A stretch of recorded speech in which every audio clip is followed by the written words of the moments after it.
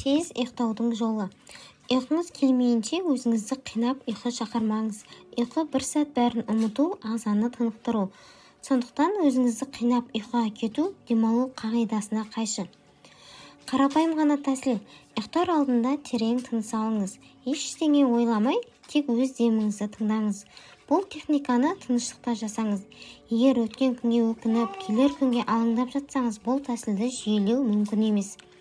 Бұндай жағдайда жылдам ұйықтай қою қиын. Олай болса, тағы бірнеше тәсіл ұсынып көрейін. Не істесең де ұйықтамаймын тәсілі. Кейде қатты шаршағандықтан ұйықтай алмаймыз. Төсекте дөңбекшіп, мазаңыз қашады. Осы кезде өзіңізге ұйықтамаймын, жай ғана көзімді жұмып жатамын деп айтыңыз. Және солай көзіңізді жұмыңыз.